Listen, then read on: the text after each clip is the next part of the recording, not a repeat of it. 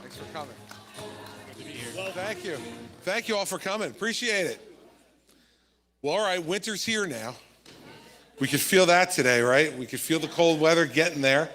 And that means we're close. We're close to primary day. In fact, we're 18 days away from primary day. And so it is time for us to get serious and to start making decisions. I think it's incredibly important that all of you are here and doing the things that you're doing.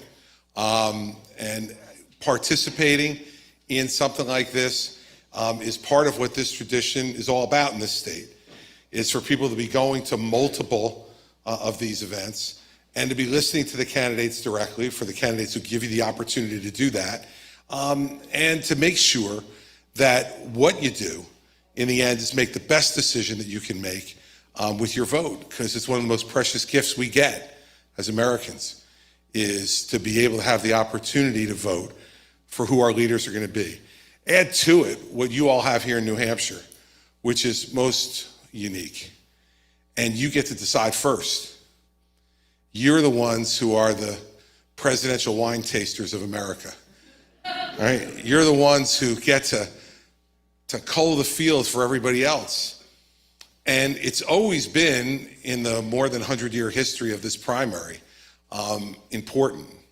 But I would argue to you that it's getting increasingly important. And given the stakes that are happening both here at home and around the world, you have an extraordinarily important job in 18 days. I'd say this to all of you. I got into this race to tell the truth. I got into this race because I feared that the other folks who were already in the race or seriously contemplating getting in wouldn't tell the truth. Wouldn't tell the truth about what's going on in our country, wouldn't tell the truth about what the challenges are for us and what the opportunities are as well. And I've run this campaign now over the last 9 months, focused on making sure that someone is out there speaking the truth. Believe me, it was not easy in Milwaukee in August, way back then, in the first debate with, I don't know, what we had, 7,000, 8,000 people in that arena, when they asked the question, would you support Donald Trump, even if he was a convicted felon, to be the person on that stage who did not raise my hand? Remember, Nikki Haley raised her hand.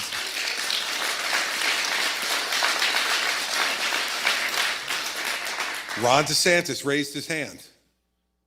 Mike Pence raised his hand. Tim Scott raised his hand. Doug Burgum raised his hand. I mean, you know, people both here and dearly departed from this race all raised their hands. It was me and Asa were the only two who didn't. And I got booed, as you'll remember that night, pretty vigorously in that arena. And I stood up there and told the truth. And the truth is that we deserve much better than that. The truth is we deserve much better than that. But you know, I'm reminded tonight, because we see now that the United States Supreme Court has taken the question up of whether Donald Trump is qualified for the ballot or not. And I've been asked this a number of times before, and as a lawyer, I can tell you, I think there are good legal arguments as to why he doesn't qualify for the ballot, but I hope the court doesn't kick him off. And the reason that I hope they don't kick him off is because it's our responsibility, not 9 justices of the Supreme Court. Remember what Benjamin Franklin said soon after the Constitution was passed in Philadelphia. A woman approached him on the street in Philadelphia and she said, "Mr. Franklin, what kind of government did you give us?" And Franklin said to her, "A republic, if you can keep it." Well, this is the moment. A republic, if you can keep it. It's not the job of the 9 members of the Supreme Court to keep our republic, it's ours. It's our republic, it's our job. And for better or for worse for all of you, it's your job. Because I will tell you this, if Donald Trump wins Iowa and New Hampshire, he is more likely than not going to be the nominee. So, I hear all the time, I've been coming up to New Hampshire now pretty regularly since 2010, when I had candidates for governor up here and Senate asking me to come up as the brand new governor of New Jersey to campaign for them. And then obviously in the 2016 race, and in races since then in between. And you all love live free or die. You love that slogan. It's everywhere. It's on your license plate. You got those wooden plaques that you can buy in gift stores that say live free or die. We have one of them. Yeah, we have one of them. It's right up on the bookshelf in our kitchen, in our house in Morris County, New Jersey. We've got it. Let me just tell you something. This guy, Donald Trump, has said that he wants to be a dictator. He has said he wants to be your retribution.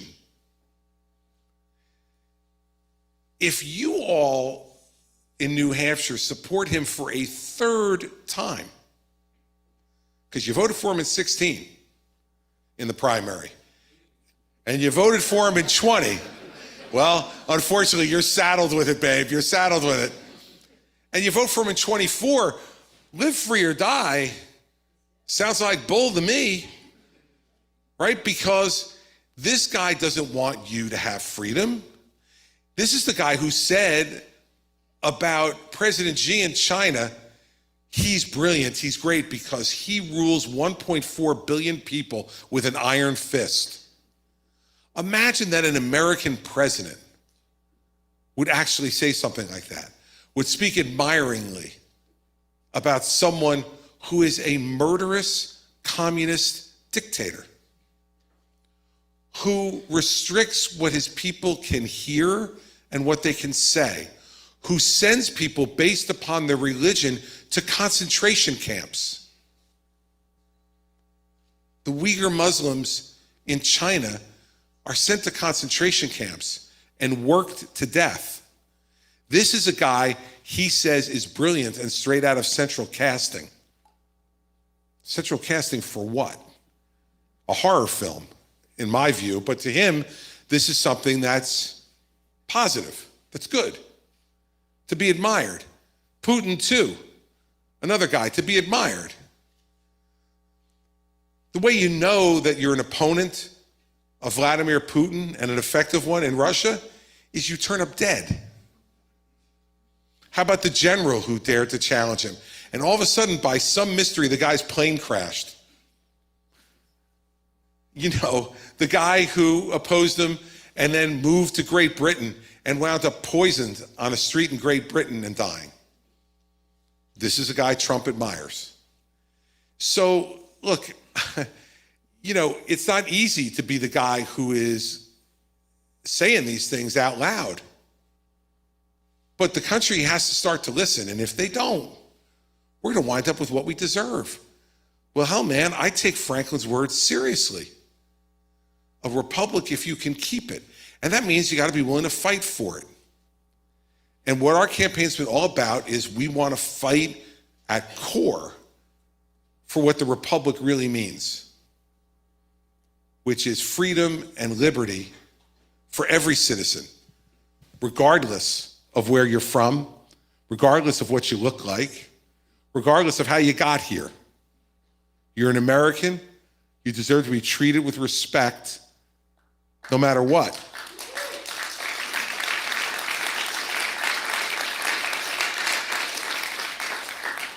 And so my message to all of you tonight as we get down now to this last 2.5 weeks of this primary campaign is what my message has been to you on the TV commercials we're showing right now. What kind of country do you want to be? It's up to you. It's not up to me anymore.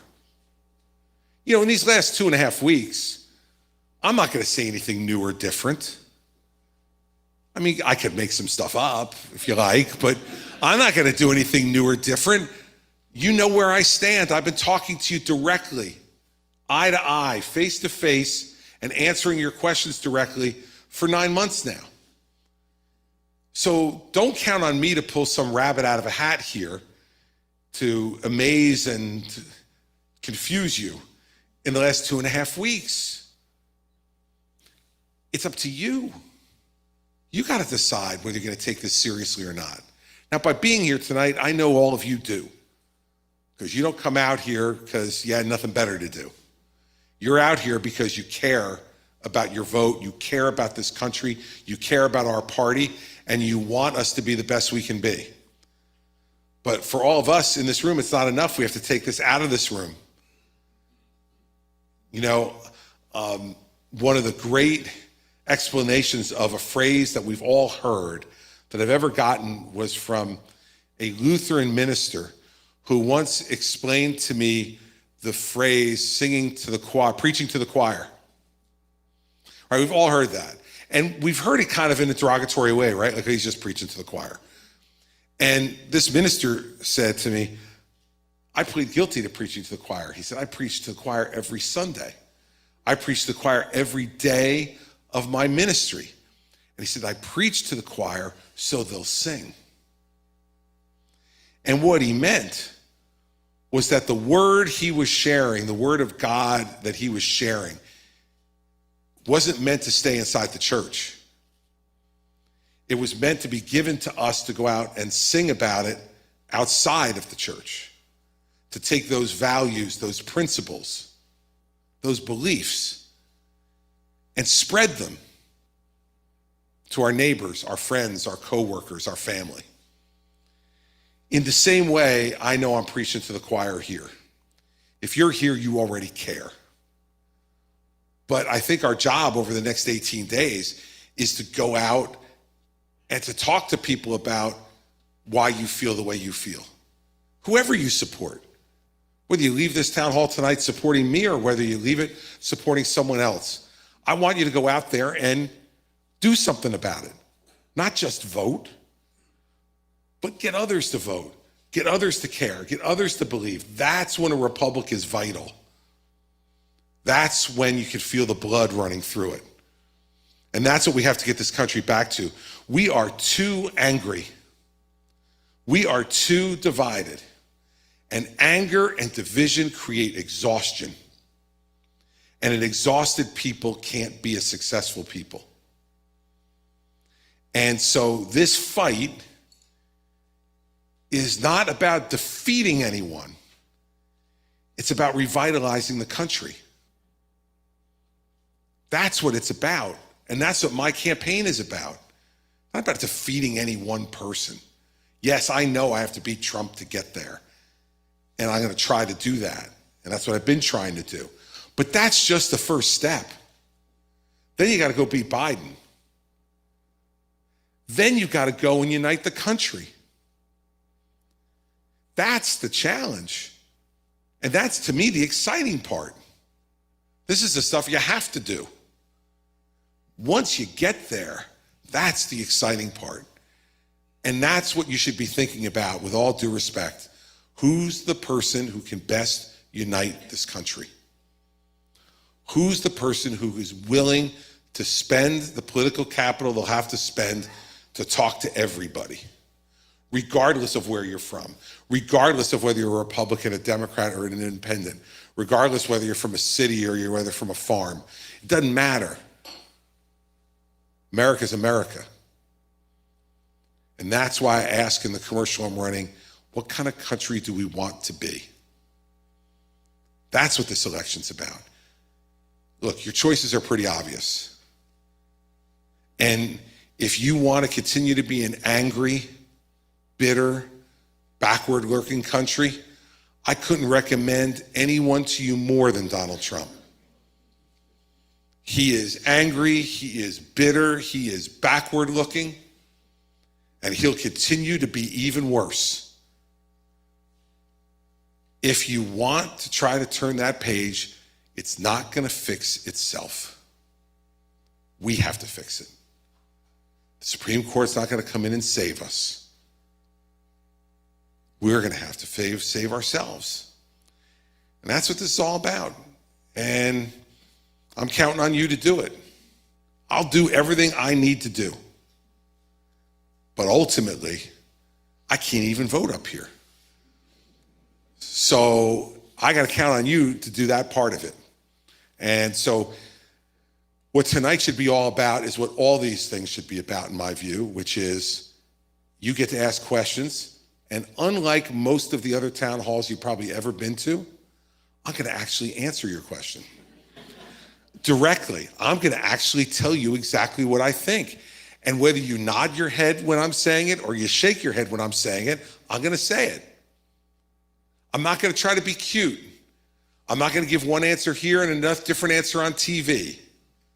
Or from another state, a different answer in that state because they feel a little different than you do.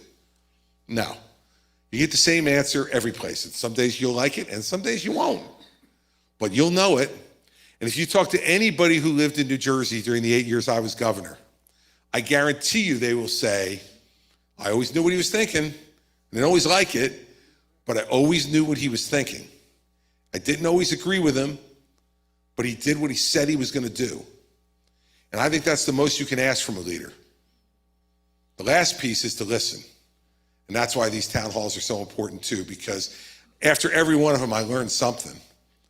By the questions you ask, the way you ask them, the intensity you ask them with, because it teaches me about what you really care about and what really drove you to be here tonight. So let's get to that part of it.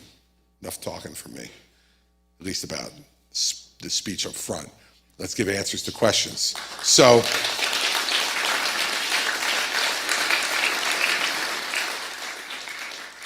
it's easy. Raise your hand. I call on you. Someone's going to come to you with a microphone. And the only reason we care about that is because the great people back here from the press, they want to be able to hear your questions and get them. Because if you say something really wild, they want to make sure they can report it on the news and hear it. So who wants to start? Sir, right there in blue shirt. And here comes the microphone around. Someone's got to be the first. That's the way it goes. You're not going to like this, probably. That's okay. Anyhow, my name's Michael Frank, and I'm just over the hill in Spofford. And I have to give you a disclaimer. I'm a lifelong Democrat, but I'm not a plant. I don't care if you are, so it's all good. I've spent 20 years in the Air Force, military officer. I've done 2 tours to Iraq, and I'm here to listen to your views. And although I can't vote in the primary, I still can support you and sing to that choir. Okay? So I applaud your passion for preventing the orange-headed person, nameless, from ever having the keys to the White House again. But I also need to know what you're going to do when you're in the Oval Office. Mm-hmm. So my question to you is, during these strange times of the world we're in, what will you do to prevent the crises in Ukraine and in the Middle East now from spilling over and becoming a worldwide conflict? It is one of the most important challenges that will face the next president, because I absolutely believe that what's happening in Ukraine and in the Middle East is connected.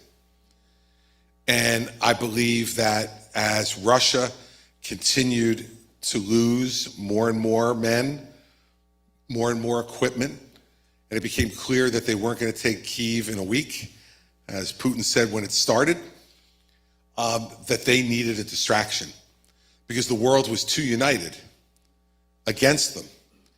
And so all of a sudden, out of nowhere, here comes Hamas to invade Israel. Now, Hamas is always willing to invade Israel. All they need is a little money and a little encouragement, right? And they got that from Russia's friend in Iran, who is the banker for Hamas and for Hezbollah. And I don't think it's any coincidence that it happened when it did. And it's meant to do exactly what it's done inside our country, which is to distract and divide us from what's going on in Ukraine. And where do we go from here is the question. And how do we prevent it, as you said, from spilling over into a bigger conflict? The only way to do that is to show strength. And I think what's been happening when you look at Ukraine, you could take this all the way back to George W. Bush. and President Bush, who I worked for and who I have great respect for, he blew it when he allowed Putin to go back in and start taking some of that territory back.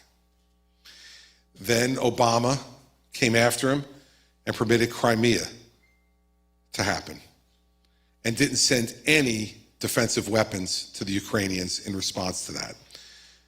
The first part with Bush sent a signal, we're willing to let you take a little bit back. Not too much, though. Then when we send no defensive weapons to the Ukrainians, Putin says, Obama doesn't care about these guys. Let's take a little more. Let's get Crimea. Then Trump comes in, and to give him some credit, he started to send them some weaponry. But then he decides to use it to blackmail them to get dirt on Joe Biden, right? Well, if you're Putin, you're saying, well, he didn't really care about them. This is just a means to an end for him. So I'll take a little bit more, and I'll start to assemble troops now on the border. And then Biden comes in, and he says, well, maybe a small incursion wouldn't be so bad. He said that when he first got into office. Well, the problem is that a small incursion is defined differently by Vladimir Putin than it would be by Joe Biden. And so at each step along the way, we showed weakness. And you know this, dictators assess risk. And when you show them weakness, they take while they can. So the first step in avoiding this to becoming broader is to very clearly, as president, state what you are going to do. And what I would say about Ukraine is very simple and direct. I will give them every weapon they need short of nuclear weapons to win the war against Russia. And I'm the only candidate in this race, other than President Biden, who's gone to Ukraine since the war started and met with President Zelensky. And one of the things he said to me very clearly when we met for an hour one day in Kyiv was, please tell every American you speak to, we don't want American troops here, and we won't accept them. He said, we've been occupied by Russia. It was no fun. That's what we're fighting against now. We don't care to be occupied by you either. And he was very honest and very direct. He said, what we need are weapons to defeat them. But we don't want and will not accept American military presence here. So we have a situation here where we can defeat one of our adversaries without a drop of American blood being spilled. That's something we should take advantage of. And so that's why I would be as aggressive as I would be on Ukraine. Now, to move to Israel, look, I'm also the only candidate, except for Joe Biden, who's gone to Israel since the war started there on October 7th. And I have to tell you that what I saw there was breathtaking. I went to one of the kibbutzes that was 600 yards from the Gaza border that was attacked that day. And it's not just the inhumanity that you saw. It was the joy with which they executed on that inhumanity. And what it told me was this is not an enemy that we can negotiate with, because they've made it very clear that what they want is the dissolution of Israel and the killing of every Jew in the world. That is how they define success. Well, we've been here before, haven't we? And I think we need to take people at their word. Everyone said back in the 30s, oh, Hitler doesn't really mean it. Couldn't possibly mean what he's saying. It's just to fire his people up and to become more popular. No, he meant it. And he did the very best he could to execute on it. We need to support Israel to diminish Hamas's military capability so that they're no longer an imminent threat to Israel. Now, here's the tricky part. The tricky part is the ultimate long-term goal here is to isolate Iran. Iran is the problem. And guess what? The Saudis know it. The Emiratis know it. The Qataris know it. They all know that Iran's the problem. So what we should be saying privately to Israel is be careful about when enough is enough. make the judgment. You're not going to eliminate Hamas completely. That's not going to happen. When do you degrade them enough that they're not an imminent threat so you can tell your people they can go back into their homes? Because if we go beyond that, you're making it impossible for the Saudis to make a deal with the Israelis. And that is key to isolating Iran. Now, we shouldn't be having those conversations publicly because, again, that shows distance between us and Israel. Publicly, we should be saying we're with them, we're going to support them, they're the only democracy in the Middle East, they're our best friends in the Middle East, and we're with them. Privately, we should be saying to them, that's all true, but let's figure out how we thread this needle. Because if at the end of this, what we get is a diminution of Hamas and the ability to get the Saudis back to the table to negotiate a deal with the Israelis that recognizes Israel, that has the home of Islam, the birthplace of Islam, recognize Israel's right to exist, the ball game is over for Iran. There's no one left to side with them. And so that's the way I would approach it as president, is to say to Netanyahu, or whoever is in charge over there, when Netanyahu invariably is going to leave, because if you're the guy who October 7th happened on his watch, you're going. It's just a matter of time. Whoever's left, we're your friends. We're always going to be your friends. We're always going to stand by you, defend you, and support you. But let's be smart about this, because we got a much bigger program to pursue.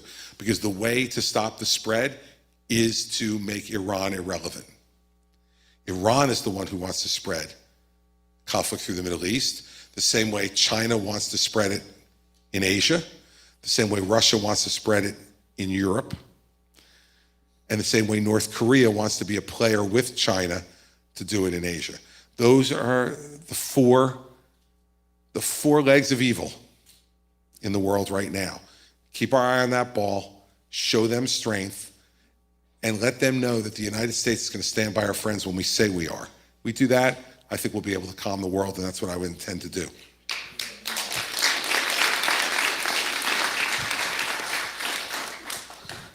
Hi, I'm Mickey Clement from Henniker, New Hampshire. I saw you 4 times in 2016, and I voted for you. Thank you. You're welcome.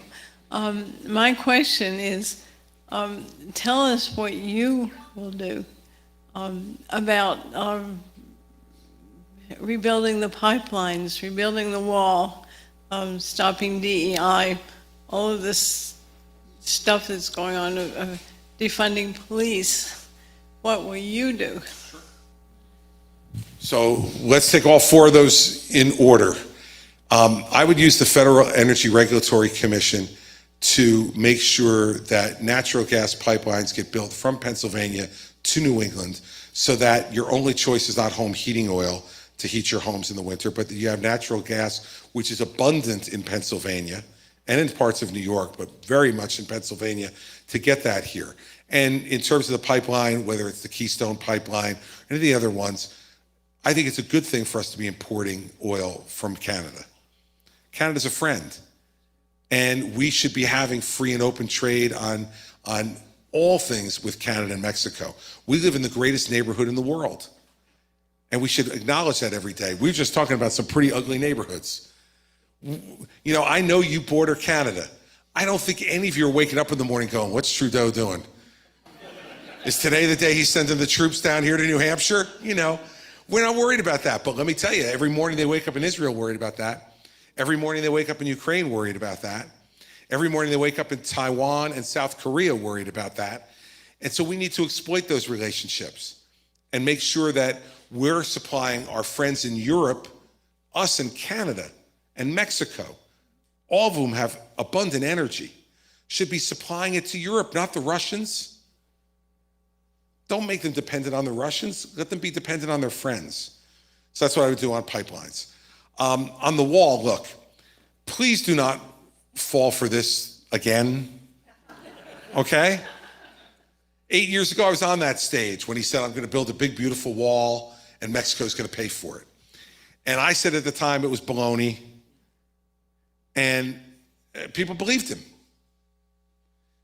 And he lied. It's that simple. He built 52 miles of new wall in 4 years. Now, if the Mexicans knew that we were only going to build 52 miles, maybe they would have paid for it. And at that pace for 52 miles, he only needs another 115 years as president to actually finish the wall. I think a wall is a fine idea, but we're going to pay for it. That's the way it goes. It's like you build a fence on your property. You don't go to your neighbor and say, how about half? No, they go, it's your fence on your side, you pay. So I think wall's a fine idea as part of an overall strategy on immigration. It will not fix it by itself, anywhere near fix it by itself. And we can get into immigration in a minute, but that's what I would do on the wall. Third, on DEI, have we not seen over the course of just the last couple of months what a failure it is? I mean, come on. It's ridiculous. All right, people should be chosen based on merit. That's what this country should be all about. And I don't care. It's fine by me. And when I was U.S. Attorney, I remember walking into that office the first time in New Jersey. It's the 5th largest office in the country. And when I went in there for the first couple of days, Mary Pat, I come home and she says, so what's the office like? I'm like, that is the whitest place I've ever seen in my life. So I was focused on trying to make sure that we made the office look more like the state that I represented, which is the most ethnically diverse state in the country. But that doesn't mean for a second I would pick somebody who wasn't competent because of the color of their skin or their ethnicity. But guess what? If you work hard enough, you can find lots of people who are very competent with diversity. That's fine, but we shouldn't have programs that require you to do something like that on any of that stuff. And what it's done, especially to our military, is make them confused about their mission. And it's not right. And I think that's one of the reasons you see recruitment down in the military, because the mission is unclear. So it's ruining our colleges and universities, and we need to just put an end to it and say what we should do is enforce the law. And the law in this country already says that you can't discriminate against people because of their color or their gender or their sexual preference or their ethnic background.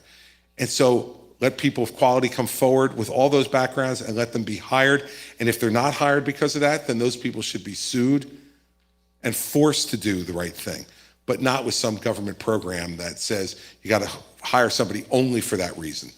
That's wrong. So it's DEI, and then what was the last one? There was 4 of them.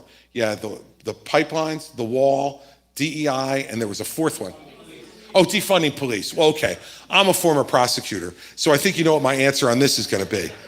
I worked with police many, many days of my career, both local police and federal agents. And I think that the diminution of those folks around this country has destroyed the quality of life in every one of our major cities. Every one. And it's wrong. And so what we need to do is to show support for the police, and that's not blind support. Look, I prosecuted police when I was a prosecutor, police who were corrupt. You break the law applies to everyone. But this idea of defunding the police, we see what a folly it is. Who wants to live in San Francisco? Who wants to live in Los Angeles? We have a daughter that lives in Chicago. I fear for her every day, right? New York City is a disaster. A disaster. And so the idea that somehow, because there are some police who abuse their power, we must defund all the police is a ridiculous notion. And I also think the diminution of the FBI has been awful too, and our party's participated in that in a big way. I know the director of the FBI personally. I know dozens and dozens of FBI agents. Those men and women every day put their lives on the line to try to protect our country.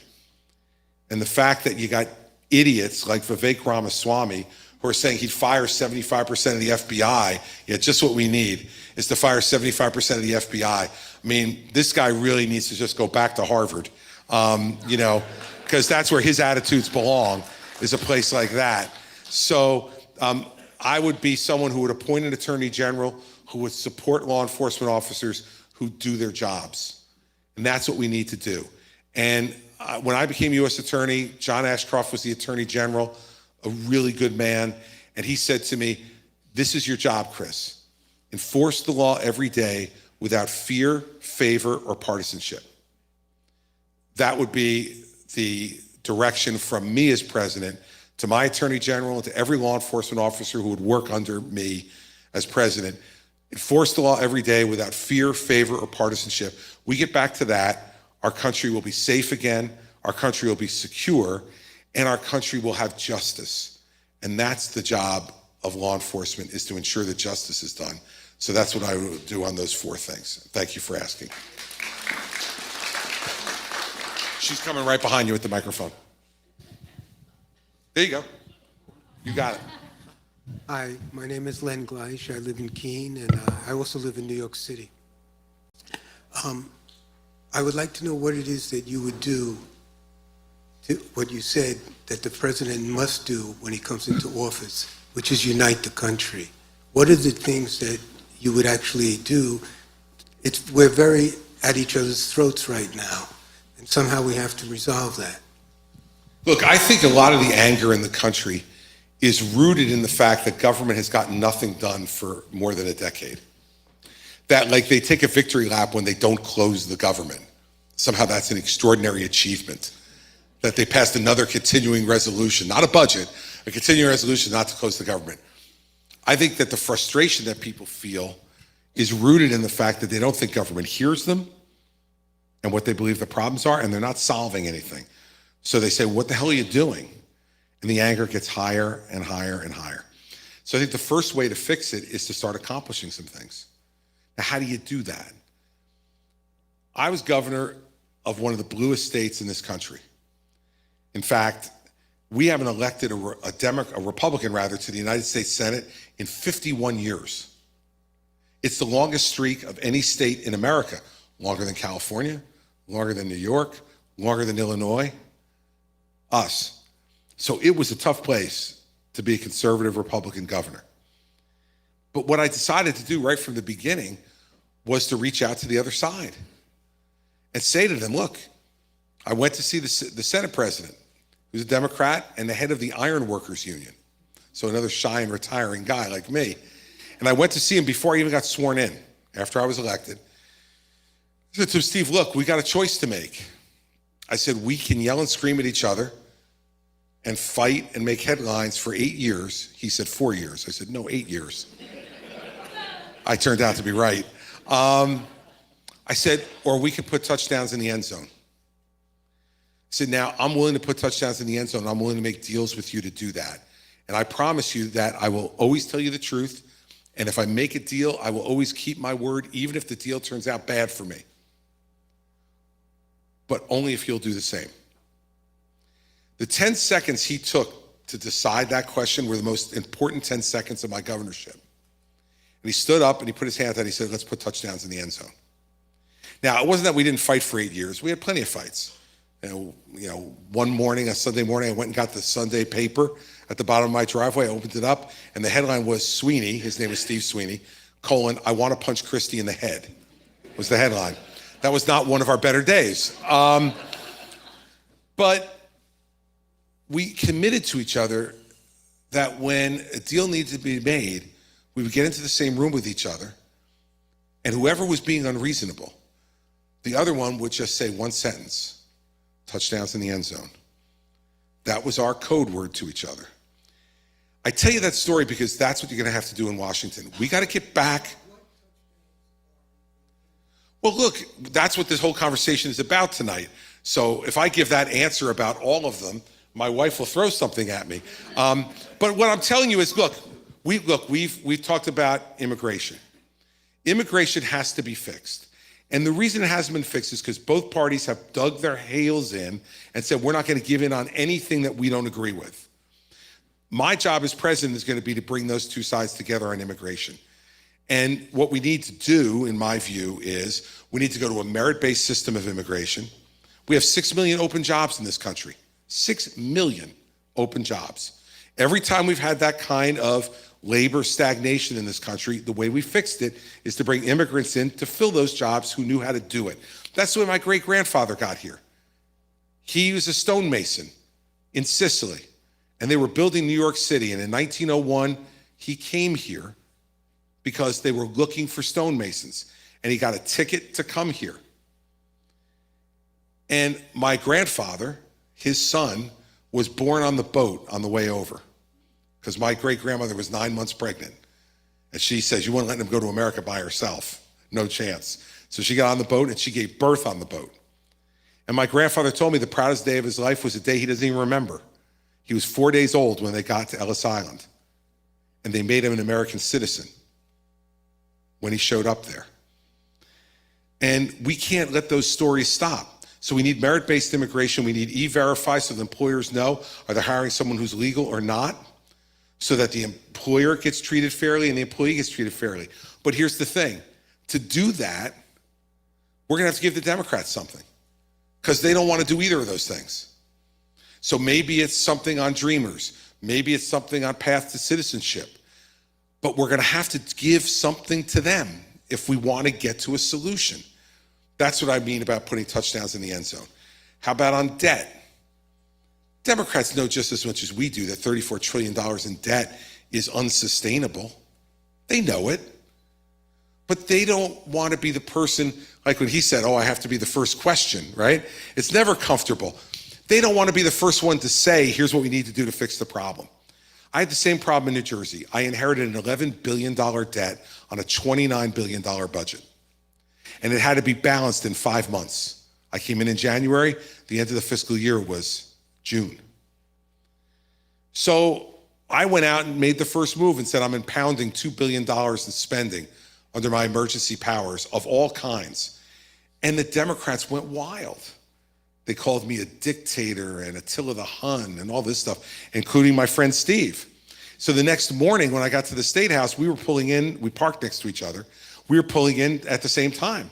So he got out of the car and I put my arm around him and I said, hey, I read what you said in the paper this morning that I'm a dictator and you're against all this stuff. So you know what I'm going to do? I'm going to go upstairs, I'm going to revoke the executive order and put the $2 billion in spending back in. And then you guys can figure out how to cut it. And this is politics. He looked at me and said, Governor, hold on. Don't overreact. He goes, that was just stuff we say in the newspaper. What you did was fine. We went ahead and focused on fiscal conservatism. And in the 8 years before I became governor, the budget went up 50%. In the 8 years that I was governor, the budget went up 15%. Less than 2% a year. And every one of those budgets was approved by a Democratic legislature. Do the same thing as President of the United States. We need to go back to pre-COVID levels of spending.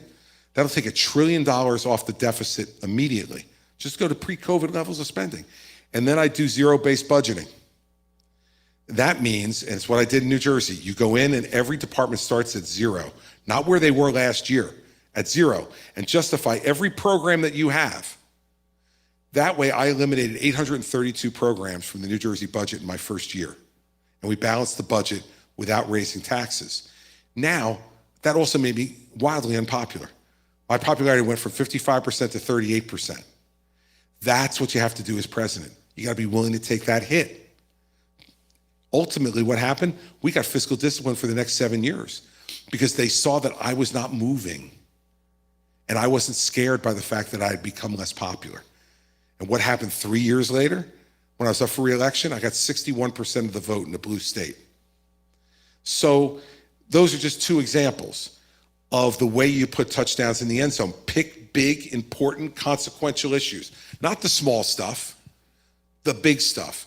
Because if you sat in that chair 4 years from now, and I came back up here and I said, guess what? We're 2 years away from a balanced budget, and we've changed the immigration laws, and the crisis at the border is over. If those are the only two things that you thought I accomplished, you'd probably be fairly happy, right? And so don't underestimate people's understanding of how hard this is and go after and grab the big things, because they're the things that matter, because his questions are going to be occupying me too. So I got to be dealing with that at the same time I'm dealing with this. But that's why I want the job. I mean, this is where some members of my family think I'm crazy. Like, really? This world, you want to come and take over this at the moment? But this jazzes me. I think that's the challenge I want. We got to return this to being a human business. I'm going to have to spend time with all these people, even if I don't like them. I'm going to have to use the home court advantage of the White House, Camp David, Air Force One, Marine One. Like, I got a lot of advantages and a lot of ways to persuade, and I'll use every one of them. I used to call every state legislator on their birthday in New Jersey, every one, every year. I didn't want to, but it became a thing. And then if I didn't call them first thing in the morning on their birthday, they'd be calling the office. Is the governor okay? Is everything good? Is he mad at me? But the conversation was not just happy birthday. It's just, so what's going on with your family? What stuff are you really interested in that we're working on right now that we're not making any progress on? How can I help you get what you want over the finish line? Is there somebody you need appointed to something that's a reasonable person that I could appoint? Come see me and give me their resume. Like, that's what those conversations lead to. And then when you get that close, it's a lot harder to hate up close. That's right. A lot harder to say no. And look, that takes time and effort, man. It does. But it's the only way we're going to fix this. So that's the way I do it. Next question.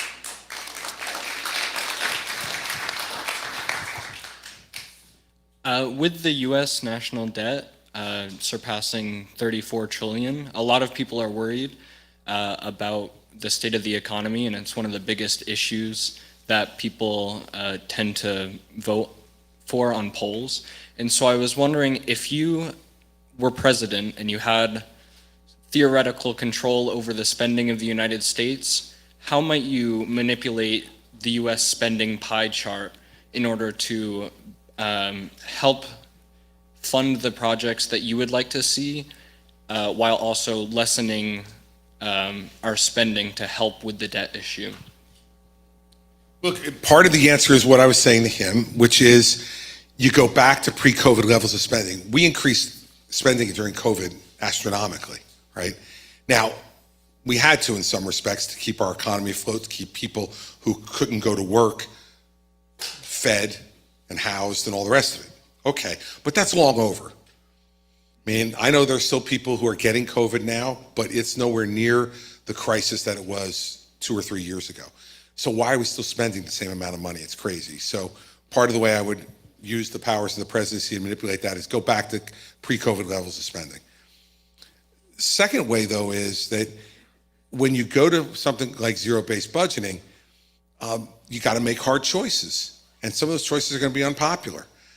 But you got to do it because, think about it, 24 years ago, people here in New Hampshire, probably some of the people in this room, were coming to town hall meetings with George W. Bush and Al Gore, and their biggest argument was over how to spend the surplus, right?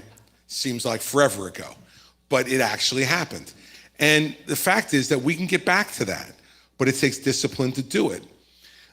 The other reason that we need to do it, and the way it affects our economy, is interest rates. Because the more money we borrow, the more pressure we put on that credit market, the more those interest rates are going to continue to stay high. And that prevents people from buying homes, it prevents them buying cars, borrowing money to increase their business. And so the other way it helps the economy to stop spending as much is when we start borrowing less, it creates more space in the credit markets for you to borrow, to do what you think you need to do. Buy a home, buy a car, start a business, increase the size of your business. All that will add to economic growth in this country and make the country more prosperous and make each individual have the potential to be more prosperous. But just remember that some of the stuff I'm going to do, you're not going to like, right? There's going to be a program I'm going to eliminate. You're going to go, whoa, whoa, whoa, not that one. You know, take this one over here. I like this one, right? So when you do this, you've got to understand that part of it is you're just going to not like some of the stuff I do. But as long as I remain consistent with the goal that you want me to reach, which is to stop adding to these trillions in debt, that ultimately, it's not even going to be your problem. It's going to be your children's problem. We have to stop doing that because ultimately people are going to stop lending to us. And then we're going to have an economy that's going to collapse. So there'll be a lot of hard choices to make. But we haven't made any of those hard choices now for 20 years. And now we're paying the piper for that. And, you know, it's like, you know, whenever you get loaded and have a hangover, you know, the hangover stinks. We're going to be in the hangover stage. And that's what we need to do. If you like the party, you know, you got to live with the hangover. And we're going to have to live with the hangover of cutting spending and eliminating some of these programs that might have merit to them, but that we just can't afford. So that's the way I would go about doing it. All right. Yes, sir. My name's George Flores, and I've been a resident of the state for 38 years now. And I agree with Sweeney. I was actually a union rep in Vermont for 10 years. So my question is, my company just closed down last month. We were in business for over 60 years. I'm still there, but we laid off 60 employees. We were probably one of the top paying jobs in the state. And what closes is the competition from China. We're a paper manufacturing company, and we just can't compete with them. My boss, the owner, he's from Canada, and we're looking at new business to reopen it in the summertime. So the question is, what are you going to do to balance this trade with China? We're losing many jobs. Back in the early 93 to 2000, when I was doing union work and working with the governors and stuff in Vermont, we saved a lot of jobs. That's kind of like going by the wayside now. So that's my question. Sure. Look, the problem that we've put ourselves in with China is that our businesses have made the decision to go over there because labor is cheaper, right? And costs are cheaper. And so a lot of businesses have moved over there, and a lot of things that used to be manufactured here are being manufactured there because they at least thought when they did it that they were going to be able to do it more cheaply. They're finding out now that not so much, as China starts squeezing them because of their own economic problems. That's why I think this is a moment of opportunity for us. China's GDP, 66% of ours. They've got a problem now. We now need to take advantage of it. And part of what we need to do is to bring back manufacturing that's essential to national security and public health. What we learned during COVID was much of what we needed from a public health perspective was manufactured in China. When we couldn't get masks and we couldn't get gloves and we couldn't get gowns and certain pharmaceuticals because they were all manufactured over there, we got a rude awakening because they weren't giving it to us. Or if they were giving it to us, they were selling it to us at an exorbitant price that they were absolutely just soaking us. So let's learn from that experience and learn at a time when they need us more than we need them. And right now, believe it or not, they need us more than we need them because their economy is aging out. And they don't bring immigrants to China. And they had that one-child policy for a long time. Now they don't have people to replace their aging workforce.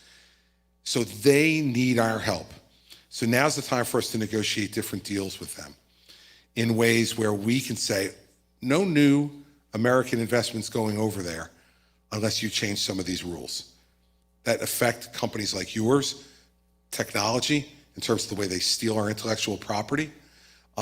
Those are two of the biggest problems that China presents to us, is unfair competition and stealing of our intellectual property. You know the rules over there. If you have a new invention here in the US and your company's thriving, and now you decide, well, there's 1.4 billion people over there, we want to go and expand our business to China, they say, sure, but you have to give us your technology.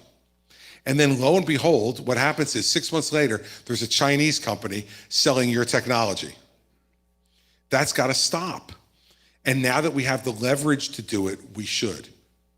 And they're in trouble. He didn't come to San Francisco last month because he wanted to see the Golden Gate Bridge. He came because there were American businessmen and women gathered in San Francisco, and he needed to impress upon them how much he wanted them to continue to invest. Well, we now need to use that hunger to our advantage. They used it on us.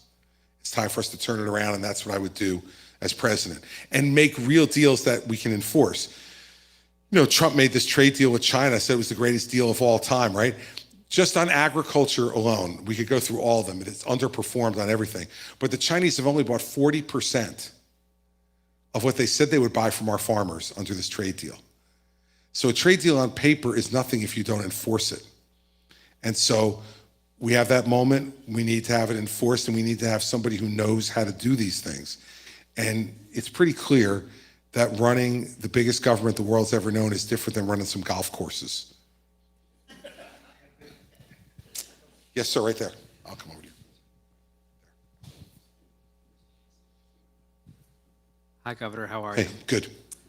I'd like to take a moment and you mentioned something about human business before, and I'd like to take a moment and tell you about someone named Jenna. Jenna grew up in what you might call a normal household. She had lots of friends. She was successful in school. By all accounts, she had the world in front of her. That changed when she was prescribed prescription pain medication, and it started her on a 6-year struggle of addiction. She wanted so badly to get better. And for a while, she was on a better path. In one conversation, she said to her mother, "When I get out of treatment, me and you, we're going to go out, we're going to help people." That was her promise. She's tried so hard to realize that dream, but she lost her struggle with addiction. My little sister was 26 years old when she died.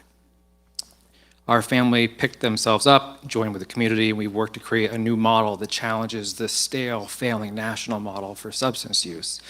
And we are a pilot for the state of Vermont right now as well. But things are still bleak. We put up a memorial wall in one of our buildings, and it started with just a picture of Jenna. And over time, other people in the community in this small town of Vermont began to put up pictures as well. That wall should not have filled up so quickly. And it continues to do so. There's so many of them now. We envisioned this memorial as a wall with a few photos on it, but the tragedy of it is there's so many of them that we have to stack them up tightly, and they themselves have become a wall, brick by brick and frame by frame, this wall of loss, and yet we continue to see the deaths rise, and we build that wall a bit more, and collectively as a society, we go on with our day. We have an epidemic that has killed so many people that it has single-handedly brought down our country's life expectancy, and it's an asterisk in our national conversation. I'm grateful for your plan. I'm grateful that you're talking about this. You and Doug and Catherine Bergen were the only ones that are talking about this. But the front of this war is everywhere, and every time we speak out about it, every time we endeavor to help stem the flow, we are moving the line forward, and we can't solve the crisis until we're talking about it more. So you do that, and I'm grateful. That's why I drive 3 hours, and I've done it 3 times to see you so far this campaign. But my question to you is, how do we move this issue to the forefront so we're having a national conversation about it, just like we are about Ukraine and the border and climate change? What will you do to make this a prime issue of your professional career? Thank you. Well, first, thank you for coming again. This has been, as you probably know, a passion of mine since I was 30 years old. When I was 30 years old, I got recruited to join the board of a substance abuse center sponsored by the Catholic Church in New Jersey called Daytop Village, which was particularly for young people, for people 18 and younger who had substance abuse disorder. And so 30 years ago, I was 30 years old 31 years ago. So it was a long time ago. And what I learned from being there that I didn't understand before was that this is a disease. It is not a moral failing. And for most people, after the first time they take a drug, it's not a choice. And first thing that a president needs to do is to make that clear to the American people, that this is like heart disease, cancer, diabetes. It is a disease that kills people that has some contribution from conduct choices, as do heart disease and cancer and diabetes too, but is a disease that is very, very hard to treat, and that people shouldn't be stigmatized. Families shouldn't be stigmatized because a member of their family has this disease any more than someone who has any of those diseases we talked about. And the reason I think a president can change that national conversation is because we've seen members of the first family do that at times. You go back to Betty Ford, and she changed the national conversation on 2 issues in the 2.5 years that her husband was president. She was open and public about her breast cancer, the mastectomy she had, the treatment she had to have, and it gave women license to talk about it. And it changed the entire way we've approached treating breast cancer since then. And all the advances that have been made, I think, draw a line directly back to Betty Ford. And she did the same thing on alcoholism. And to admit, as the First Lady of the United States, that you're an alcoholic, and then to go and spend the rest of her life opening her own treatment center, talking about those issues. She used the platform she had to do that. I've spoken many times about later in my life, the dear friend of mine, my law school classmate, who fell victim to the same thing that your sister did. He started on prescription painkiller because he hurt his back. And he's in the middle of a trial and he couldn't stop. So he went and got Percocet. And he got completely addicted and went on a 10-year odyssey of in and out of treatment centers. He was married to a physician, 3 beautiful daughters, partner in a major law firm. Every way you would define success, people would look at him and say he was successful. And his life ended in a motel room by himself with an empty bottle of Percocet and an empty quart of vodka at 50 years old. And left 3 daughters and a wife. And I went to his funeral as the governor, my law school classmate, who I knew was a good man, who had fallen victim to this. We lost 110,000 people, as you know, last year in this country to overdose. It's the leading killer among 18 to 34-year-old men. This is an epidemic. It's the only job I ever accepted from Trump. He asked me to chair his National Commission on Opioids and Drug Abuse, and I did. And what I would do is what he didn't do. I would take that report, which I put together with Governor Baker from Massachusetts and Governor Cooper from North Carolina and Patrick Kennedy, who's in recovery himself, and we'll implement those programs. We need to understand that this is not a problem we're going to arrest our way out of. Addicts who we arrest just go to jail as addicts and come out as addicts. The people who belong in jail are the people who profit from this. And I would continue to prosecute those people in jail. One of the things that I think we need to do on the federal level that I did in New Jersey was when we did criminal justice reform, we lowered our prison population pretty significantly, enough that we could close 2 state prisons. So I closed one of them, but the other one I converted into a drug treatment prison. Because so many of the people who go into jail are addicted. And we have this fiction that they don't get drugs in jail. Of course they do. They get anything they want in jail. It's the way it works. And so what we did was, for folks who had a demonstrated addiction problem to drugs or alcohol, in the last year of their sentence, they got transferred to the drug treatment prison. And they started to get treatment then.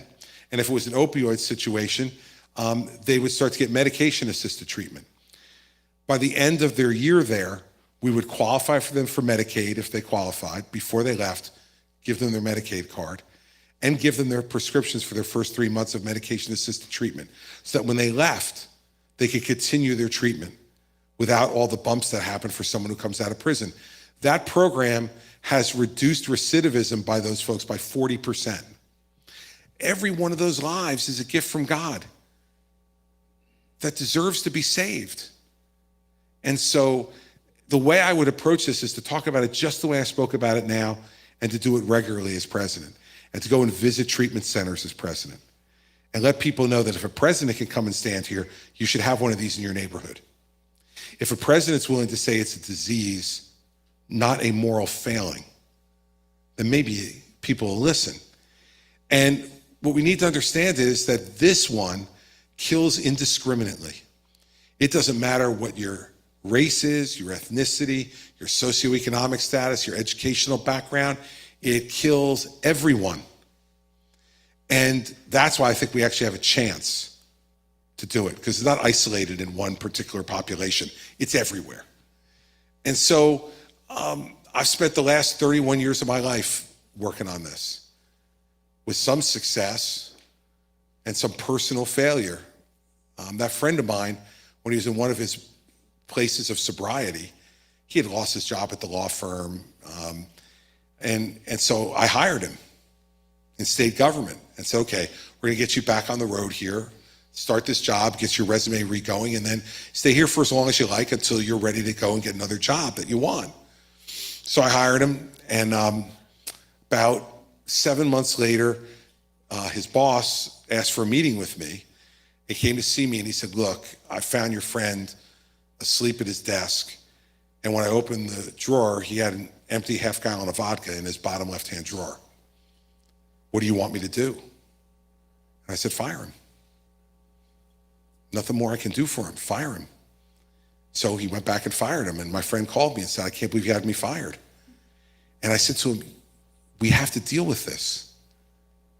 And so, you know, when I got the call on that Sunday morning that he was dead, I certainly also felt a decent amount of guilt about it too. Because you wonder to yourself, how did I fail him? What more could I have done? Families are suffering through that every day in this country, every day. And we need to try to alleviate that suffering. And the way to do it is to make them feel like they're not alone. And they don't have to hide the problem any more than they would hide cancer or diabetes or heart disease. So, you know, I say this all the time. My mother was an addict. She was addicted to nicotine. She started smoking when she was 16 years old, which was 1948. When not only didn't they say smoking was bad for you, they said it was good for you, gave you energy, made you more active and athletic, right? I mean, all the BS they were selling back then. My mother got addicted and she tried everything to quit. But she smoked over a pack a day, every day for 55 years. And at 71 years old, when she inevitably got lung cancer that had spread to her brain, her liver, and her kidney, we lost her inside 4 months from the diagnosis. And no one said to me she's getting what she deserves. She knew smoking was bad for her. She's getting what she deserved. No one said that to me. But would I have told anybody about my mother if she was a heroin addict? And would they have come and helped her?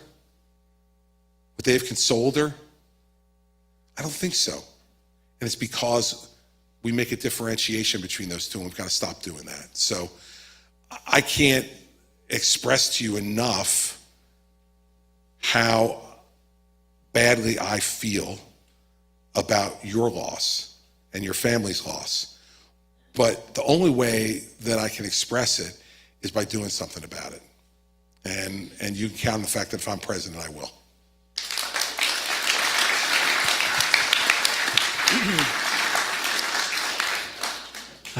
Governor, thank you for being here. Mrs. Christie, thank you for being here. I've been a big fan of yours since 2009. I think everybody knows that you were a governor. I don't think you get the credit you deserve for being a federal prosecutor. And I think that's actually more impressive. You speak the truth in this campaign, and you have made the Republican Party better, and I think you've made the country better. And you don't have to win the New Hampshire primary for that to be true. You don't even have to stay in the race through the primary for that to be true. You have made the party better, and you have made the country better. What I'm worried about is that Trump will win the New Hampshire primary. And what gives me a great deal of anxiety is that you and Governor Haley appeal to the same people. And so my question to you is, do you think that my anxiety about that is unfounded? No, I have the same anxiety. Look, Nikki and I do appeal to some of the same people. But there are a lot of people who support me who wouldn't support her because she's not speaking out against Donald Trump. Because she says,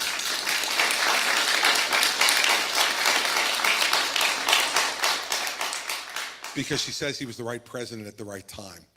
Because she said yesterday again that she'd pardon him if she became president. Because she says that he deserved a break after January 6th. Because she won't say that she would refuse the vice presidency if he offered it to her. And so a lot of the people who are passionately supporting me in this state and around the country say, if you leave the race, I'm not voting for Nikki Haley. I don't know who they're going to vote for, because there's no one else saying what I'm saying either. Certainly Ron DeSantis isn't saying it. And Vivek Ramaswamy's not saying it, so that's all that's left. And so I understand why you'd be concerned about it. What I can tell you is this. I've made a commitment to tell the truth in this race, and I've made a commitment right at the beginning that if there ever became a moment where I felt like there wasn't a path for me to win, that I'd get out. But that has nothing to do with Nikki Haley. That has to do with what I can accomplish or not accomplish. And also, I wouldn't support her at the moment, even if I did get out, because of what she's failed to do. You know, she knows. You know, and this is why you'll remember, many of you, that I defended her in the fourth debate. If you watched, Vivek came after her, right? Said she wasn't as smart as his 3-year-old son. And look, I've known her for 13 years. This is a really smart, accomplished woman. And that's why I defended her, because that's the way I was raised. Like, you know, someone's getting picked on unfairly, and you have the ability to stand up and stop it, you stand up and stop it. And the press was so cynical afterwards. They were like, what was your motivation? Did you guys have a deal? I'm like, my motivation was I'm a decent human being. I know hard for you to believe, but like, that was my motivation. So I know she's smart, and that's why I defended her. But it's also why I'm unhappy with her, because she knows better. She worked for him. She knows what he's like. And she knows what he'd be like as president a second time. She knows better. And she won't say these things because she's playing politics with it. She doesn't want to offend people who are willing to vote for Trump. And not even that she thinks those people will vote for her this time. She's worried about next time. Because guess what? Next time, there's not going to be Trump. Either he's going to get elected and then he's term limited, lose again. And even at that point, I think even he may go away, at least a little bit. So she's thinking about the next time. And if I don't offend any of these Trump voters, maybe they'll like me the next time. We have a crisis in this country now. Our republic is at stake now. And so I appreciate your support. I appreciate your kind words about me. And I will tell you this, I will make my decisions about this race based upon what I believe in my heart I can accomplish or not accomplish. But I will never again support someone who I don't believe in. I did that 8 years ago. Trump was going to win after he won here and won South Carolina. I looked at it. I sat with Mary Pat. I said, he's going to be the nominee.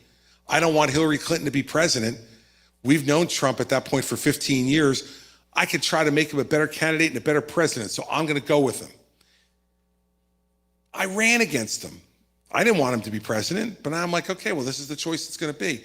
I made a political judgment to support somebody, not a merit-based judgment to support someone.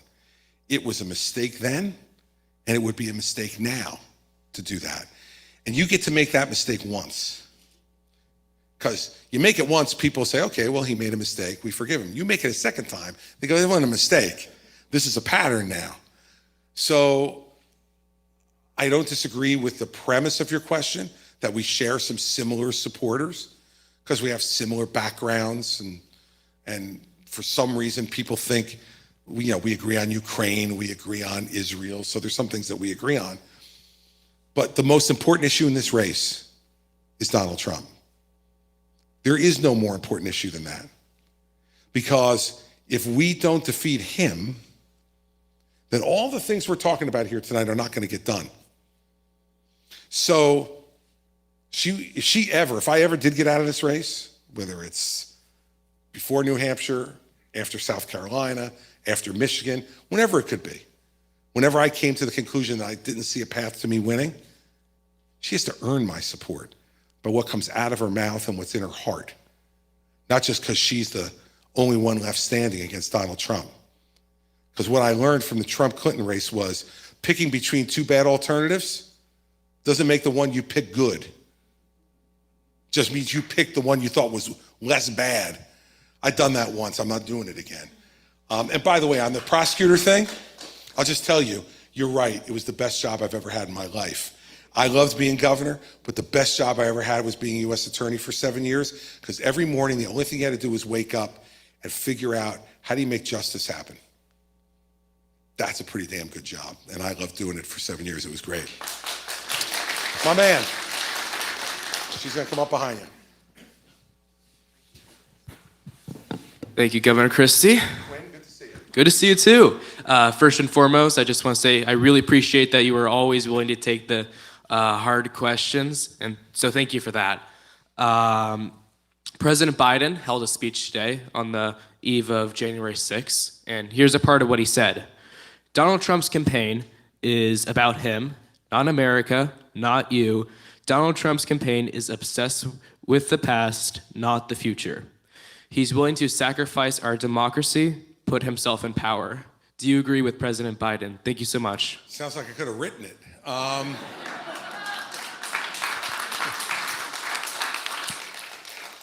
Yeah, I do.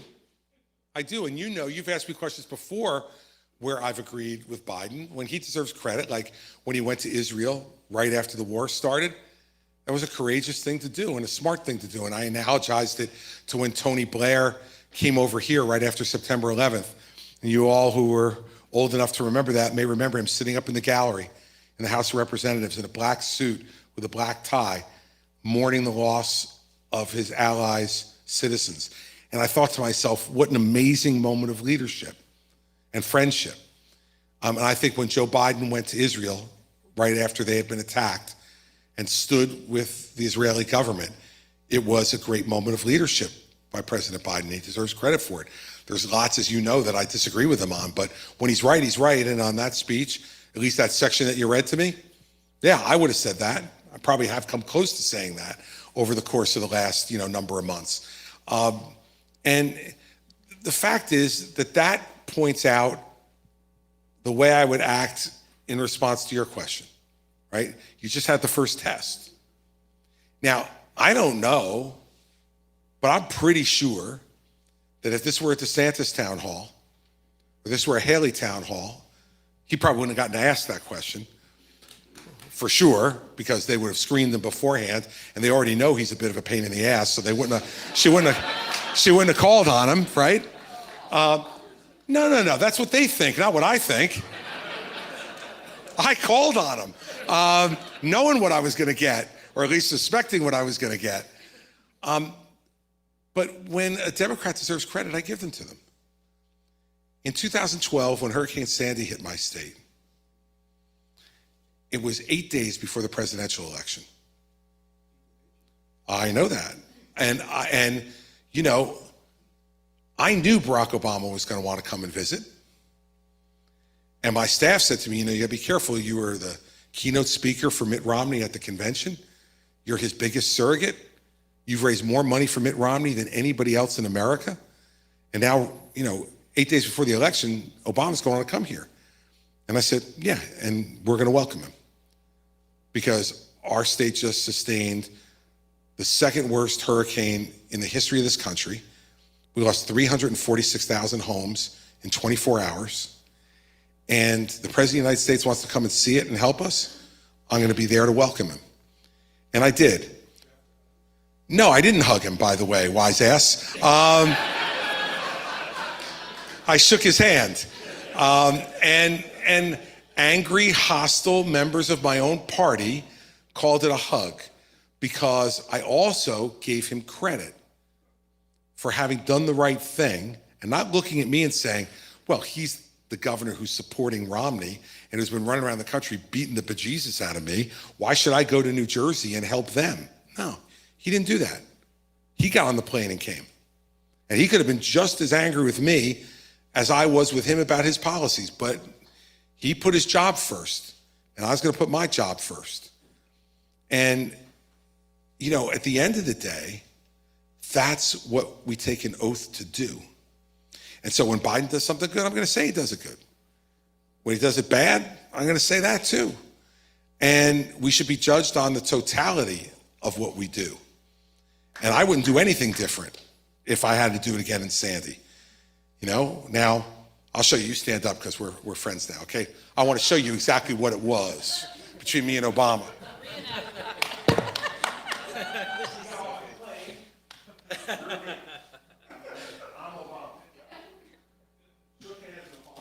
That's right. That's right. That's right. That's right.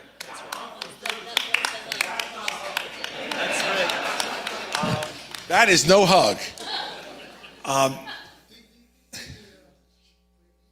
No.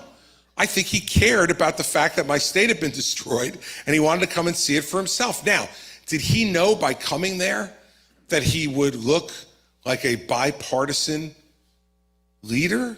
Yeah, but let me tell you another part of the story that doesn't get talked about much. Storm happens Monday and Monday night.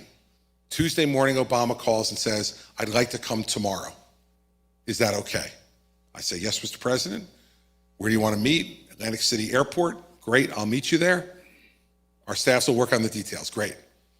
Right after I got off the phone with Obama, I called Romney. And I said, Mitt, I just need you to know, Obama's coming tomorrow. Mitt said, I figured he would. I said, you come on Friday. Come with a check for the Victims Relief Fund from your rich guy, write a check. Come with a check, I'll give you the same tour that I give to Obama. And you could say, when you get elected president next Tuesday, you wanted to make sure you were 100% ready to deal with the crisis and the rebuilding of the state. And he said, I'll think about it. I said, good. He never came. Okay, so that was his choice. But I was ready to do exactly the same thing with Mitt Romney that I did with Barack Obama. Mitt Romney and his team chose not to do it. Stupid decision, okay? But so my view on it was I gave everybody an equal opportunity to look good. And at the same time, it was helping my state, which was on its back, no power in 2/3 of the state, 346,000 homes destroyed, no operating water treatment or wastewater treatment plants, every major highway obstructed, not one school in the state open, 61 gas stations in the entire state of 9 million people working. You know what? President Knight says, I want to come and help. Amen, baby. You come and help because we need plenty of help. So, you wouldn't in a Haley or DeSantis town hall gotten a compliment about Biden. They would have said something like, he's emphasizing the wrong thing. He's playing on people's emotions of January 6th and it's wrong. And I've heard DeSantis say that that most of those people on January 6th were tourists. Now look, I've been a tourist on Capitol Hill, and I never, to get into the Capitol, took the shield of a Capitol Hill police officer, used it to bust a window and climb through.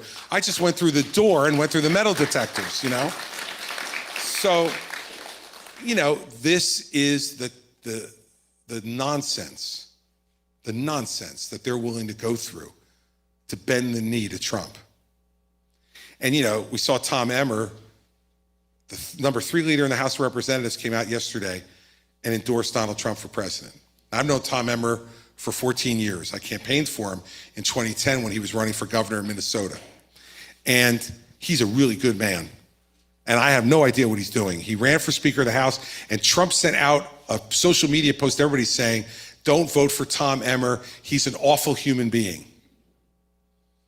Emmer doesn't win. 2 months later, Emmer's endorsing him. And you know what Trump said in the New York Times today? He said, of course he endorsed me. They all bend the knee. And because they care more about having the title than they care about doing the job. Because they're afraid that Trump will sponsor someone to primary them. Because they care about being called congressman. Let me just make something clear to all of you. I've already had plenty of great titles. I've been U.S. attorney, I've been governor, husband, father, son. I got enough titles to last me the rest of my life. I am not selling my soul to get another one. And Nikki Haley and Ron DeSantis are willing to sell their soul to get another title or curry some favor with people. That's their choice. My choice is different.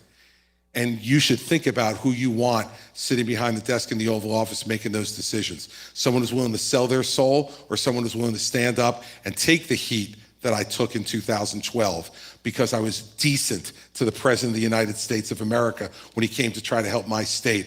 I wouldn't do anything different if I knew everything I know about the abuse I've taken about that for the last 11 years. If I knew all of it before I picked up the phone from Obama, I would have still said, yes, sir, Mr. President, where do you want me to be? Because that's what a patriot does, and that's what someone who takes an oath to serve people, not party, does. And that's what I do as president.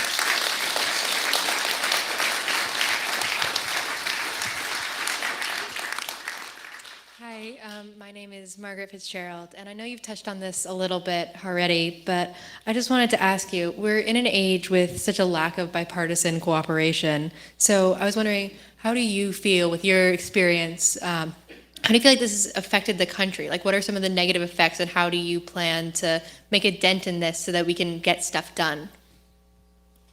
Well, look, the effect on the country is anger and division and hopelessness. Right? That's what it is, and that's what everybody feels.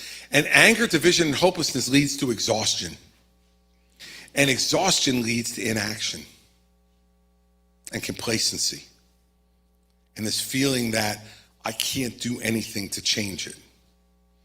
And that's destructive to a republic.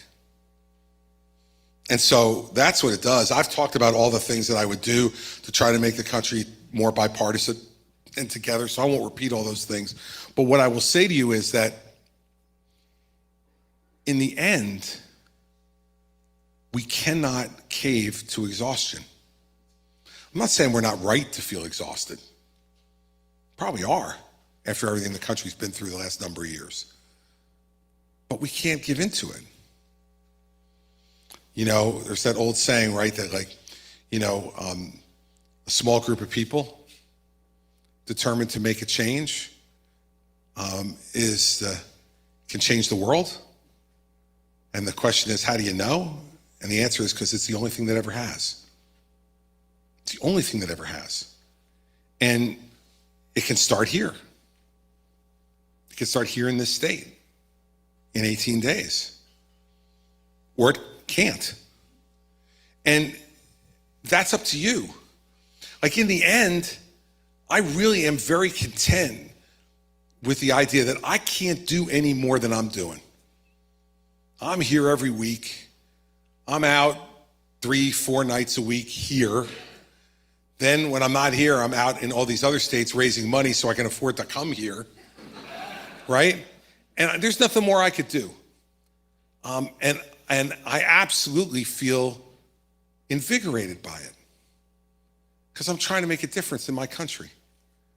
And now all of you have to decide. You've made one decision already just by showing up. You know, as Woody Allen said, like 90% of life is showing up. I mean, it is. It's about showing up. So you've made part of the decision already. Now the question is, what more do you want to do? What more are you willing to do? Whoever you believe in, it's me or whether it's somebody else, get out there and try to make sure that people know why. And in this state, people are pretty engaged.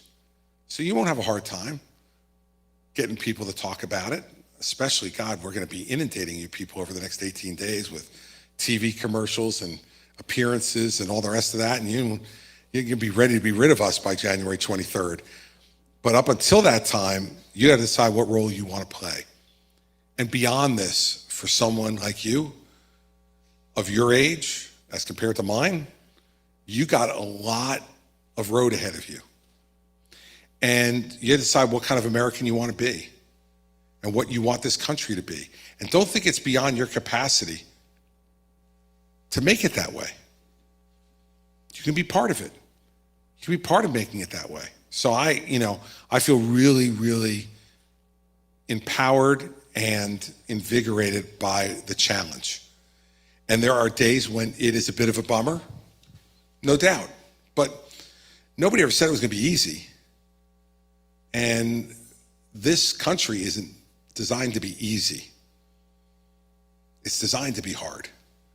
But I think that's why it's lasted 250 years as the freest, richest, bravest, strongest country the world's ever seen. Now we got to see if we can keep it. See, because for me, I've already had a great American life. I'm 61 years old. More of my life is in the rearview mirror than through the windshield. And so I've had a great life already. No matter what happens between now and then, I'll look back on the life I've had and feel really, really good. I want you to feel the same way 40 years from now. About, I'm guessing. Right? 41? All right. So, okay, call it 43. But that's what I want you to be able to feel. I want you to be able to look back on it and say, man, not only did I have a good life personally, but I contributed to making this country a better place. Because maybe at that point you'll have children and maybe you'll be worried about what the kind of country you're going to leave them. Because that's what I think about now. And that's part of what motivates me to do what I do too. And I think if you talk that way, the country will listen and hear you. And maybe it'll inspire people to their better angels rather than the anger and the division and the exhaustion that we have now. That's at least my hope. That's what we're going to try to do. All right. Yes, ma'am. She's got the microphone right behind you. Thank you so much for coming here and giving such thorough answers to the questions.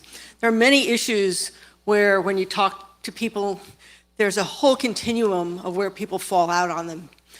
Where is your line in the sand on the abortion issue?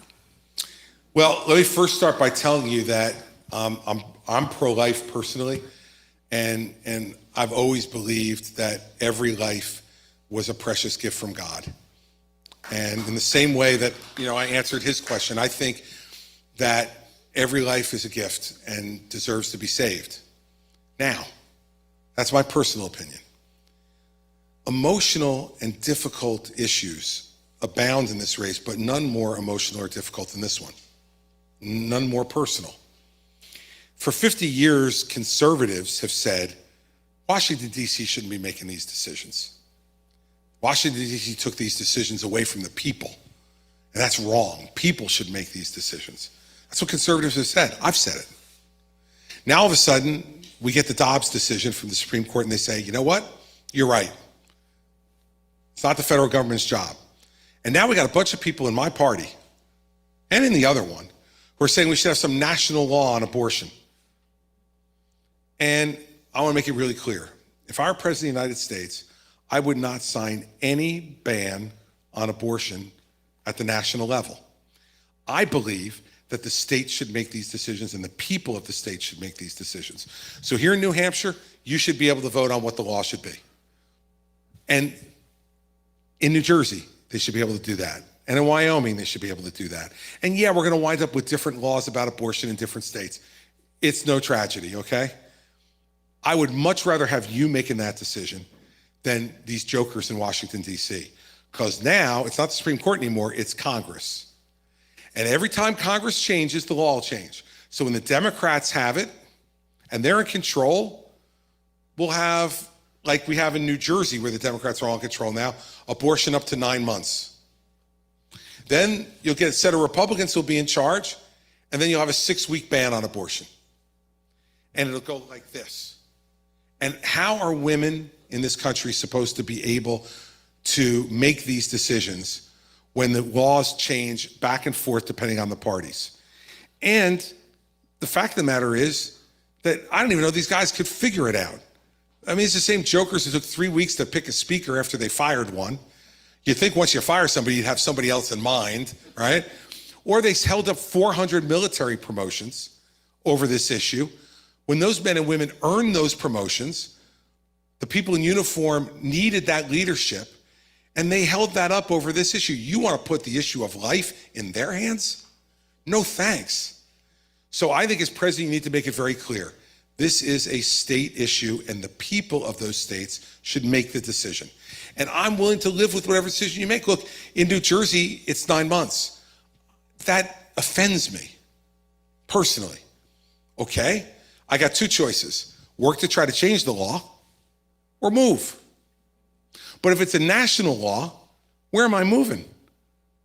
I'm not going to Canada. No, I have nothing against Canada, but I don't want to live there. At least if the individual states decide, and it is the most important issue to you, and your state laws, you can't change them and they bother you, you can move to a place that has laws that are more agreeable to you. That's why I trust people to make this decision, not politicians. And remember, I didn't trust judges to make it either. I want people to make these decisions. And remember, in this race, Ron DeSantis and Nikki Haley have both said they would sign a 6-week ban. Now, Nikki doesn't say that when she's in New Hampshire. When she's in New Hampshire, she says, I want to be compassionate. We need to care about people and let people know that we care about them. I don't know what that means. But when she goes to Iowa in front of the evangelicals, she says, I'll sign a 6-week ban. So I don't know what she'd do, and neither do you, and that should worry you, in my opinion. Ron tells you what he'll do. He signed a 6-week ban. He signed it in Florida, and something interesting happened in Florida today, didn't it? They secured enough signatures to put the issue of abortion on the ballot in Florida this November to overturn the law that he signed. Now, I don't know what the result of that is going to be, but this is the experiment in democracy I want. There are enough people in Florida who didn't like the law he signed, so they signed a petition to get it on the ballot. And now everyone's going to get to vote in Florida. All of them. And then we're going to see where it lands. And wherever it lands, it lands. But at least the people got to decide. That's what I want to happen all across the country. That's where I am on that issue. All right. I got the signal for last question, so I will go to you right there. And they're coming around with the microphone.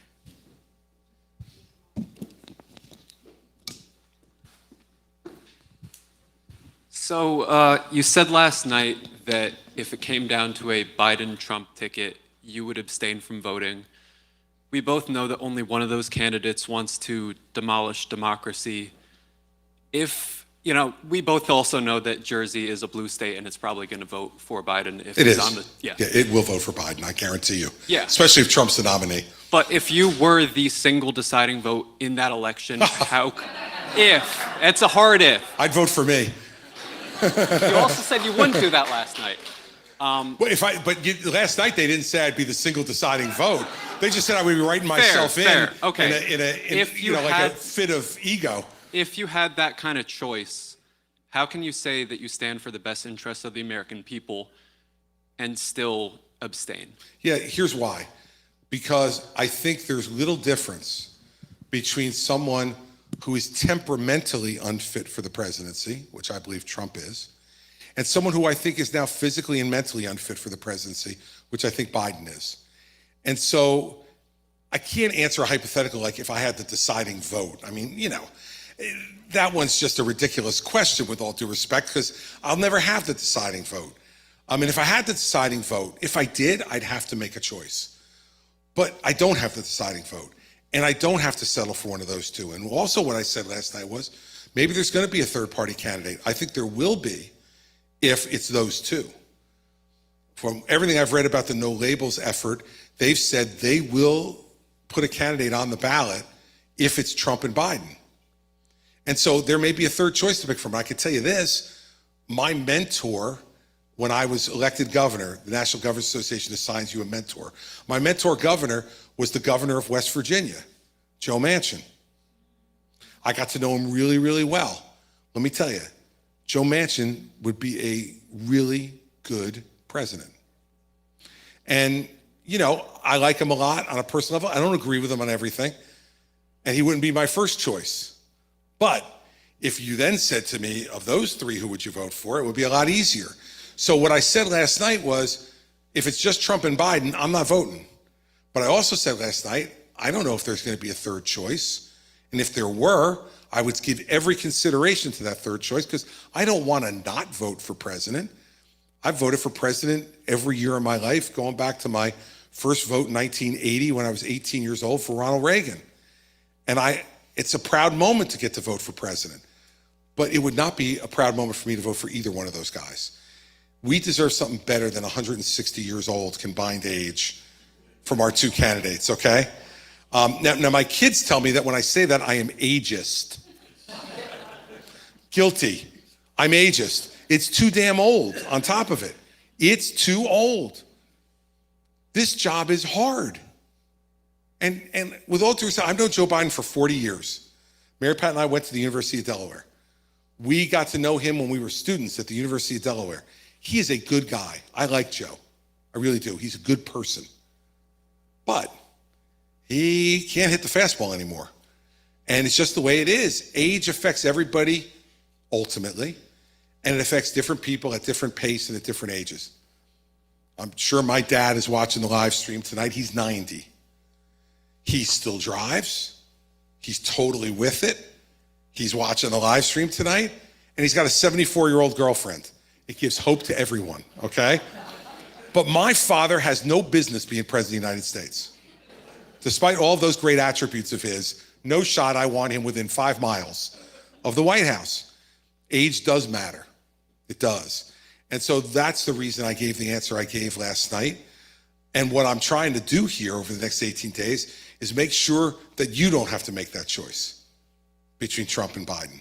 I got a feeling I know who you'd vote for. But I don't want you to have to make that choice. I want you to have to choose between me and Biden, and I want you to make your decision a little bit harder. That's what I want to be able to do, and that's why I'm doing this. And so, you know, it doesn't give me any joy to say what I said last night, although I've said it a lot of other times, so I thought people already knew it, but it got a lot of attention today, so okay. But I'm going to stand by my position, which is neither one of them deserve my vote. And as I answer to his question, I'm done voting for people who don't deserve my vote. I'm done doing it. I've seen the destruction of that. And I'm not going to give people my vote anymore who aren't worthy of it. And neither one of those guys, in my opinion, are worthy of it. Hopefully, I'll be the nominee and I get to vote for myself. That'd be pretty cool, wouldn't it? I've done that a couple of times before, but it was for governor. For president, it would be very cool.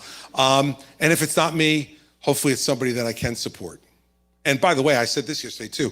I could vote for Nikki if she were the nominee, and I could vote for Ron if he were the nominee. But I could, because I think they both would be better than Biden. Well, I know you disagree. Look, there you go. It wouldn't be a Christie town hall if you didn't boo me. That would be good. But so it's not like I won't vote for anybody but myself. But I have certain standards on this one, and that's what I'm going to stick with. But it's a good question, and thanks for paying attention. So. All right, so it's Friday night, it's 8:25, and snow is coming. So I'm getting the hell out of here before the snow hits, but we'll be back next week. We'll be back on Tuesday, and we'll probably be here for every day after that between now and January 23rd. I want to end by thanking you for coming and for your really good questions and thoughtful questions.